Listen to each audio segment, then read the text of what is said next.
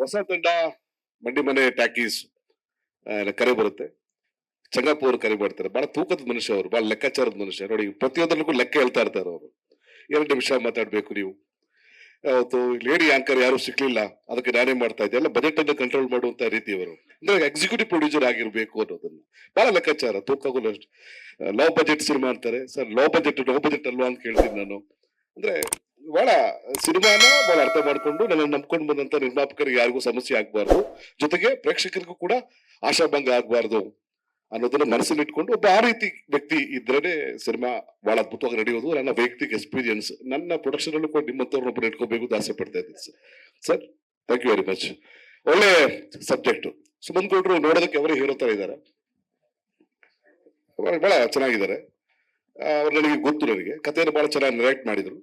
ನನಗೆ ಬಹಳ ಇಷ್ಟ ಆಯ್ತು. ನನ್ನ ಪಾತ್ರ ಬಹಳ ತೂಕದ ಪಾತ್ರ, ಅಂದ್ರೆ ಭಾರತದಲ್ಲ,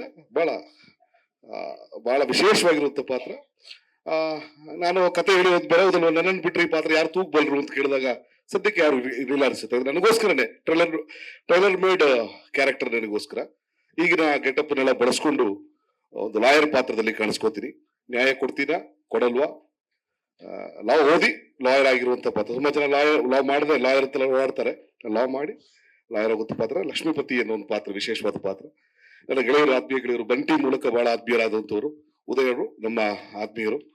ಅವ್ರ ಮೂಲಕ ಈ ತಂಡ ನನಗೆ ಪರಿಚಯ ಆಗುತ್ತೆ. ಗುರು ನನಗೆ ಇಸ್ ವೆರಿ ಕ್ಲೋಸ್ ಫ್ರೆಂಡ್. ನನಗೆ ನಾನು ರಾಗ ಸಿನಿಮಾ ಮಾಡುವಾಗೆಲ್ಲ ನನಗೆ ತುಂಬಾ ಸಪೋರ್ಟ್ ಮಾಡಿದ್ರು ನನಗೆ.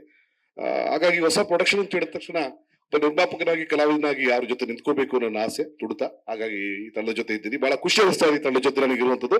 ಆಮೇಲೆ ಸುಮನ್ ಗೌಡ್ರು ಖಂಡಿತ ಕನ್ನಡಕ್ಕೆ ಒಬ್ಬ ಪ್ರತಿಭಾವಂತ ನಿರ್ದೇಶಕರಾಗ್ತಾರೆ ಅನ್ನೋ ನಂಬಿಕೆ ಅವರ ಕತೆ ಹೇಳುವ ರೀತಿಯಲ್ಲೇ ನನಗೆ ಅನಿಸ್ತು. ಆಮೇಲೆ ಈ ತರ ಹೊಸ ಅಲೆ ಚಿತ್ರಗಳು, ನ್ಯೂ ಟ್ರೆಂಡ್ ಸೆಟ್ಟಿಂಗ್ ಮೂವಿ ಬರಬೇಕು. ಇಂಥ ಯುವಕರು ನಮ್ಮ ಕನ್ನಡ ಸಿನಿಮಾವನ್ನ ದಡವನ್ನ ದಾಟಿಸುವಂತ ಕೆಲಸ ಆಗ್ಬೇಕು. ಈಗ ನಿಂತು ನೀರಾಗ್ಬಿಟ್ಟಿದೆ ಚಿತ್ರರಂಗ. ಹೋದ ವರ್ಷ ನೋಡಿದೀವಿ, ನಾವು ಈ ವರ್ಷ ನೋಡಿದೀವಿ, ಸಾಲು ಚಿತ್ರಗಳ ಸೋಲು, ಯಶಸ್ವಿ ಕಾಣದೇ ಇರುವಂತದ್ದು. 2-3 ಸಿನಿಮಾಗಳು ಮಾತ್ರ ಗೆದ್ದಿದೆ. ಬರೋ ವರ್ಷ 2025 ಬಹಳ ಯಶಸ್ವಿ ವರ್ಷ ಆಗುತ್ತೆ. ಸುಮಂತ್ ಗೌಡ್ರ ಹತ್ರ ಒಳ್ಳೊಳ್ಳೆ ನಿರ್ದೇಶಕರು ಬರ್ತಾರೆ. ಮಂಡಿ ಮನೆ ಅಂತ ಒಳ್ಳೆ ಪ್ರೊಡಕ್ಷನ್ ಹೌಸ್ ಬರುತ್ತೆ. ನಮ್ಮಂತ ಕಲಾವಿದರಿಗೆ ಬೇಕಾದಷ್ಟು ಕೆಲಸ ಸಿಗುತ್ತೆ ಅನ್ನೋ ಆಶಾಭಾವನೆಯಲ್ಲಿ ಇದ್ದೀವಿ. ಖಂಡಿತ ಈ ಸಿನಿಮಾ ನಿರಾಶೆ ಮಾಡಲ್ಲ. ಅಷ್ಟು ಟೈಟ್ ಸ್ಕ್ರಿಪ್ಟ್ ಇದೆ. ಬಹಳ ಖುಷಿ ಅನಿಸ್ತದೆ. ಸ್ಟಾರ್ಟ್ಅಪ್ ಕಾಮಿಡಿ ಮೇಲೆ ಸಿನಿಮಾ ಮಾಡ್ತಾ ಇದ್ದಾರೆ ಅಂತ ಹೇಳಿದ ತಕ್ಷಣ ನಾನು ಎಕ್ಸೈಟ್ ಆದೆ.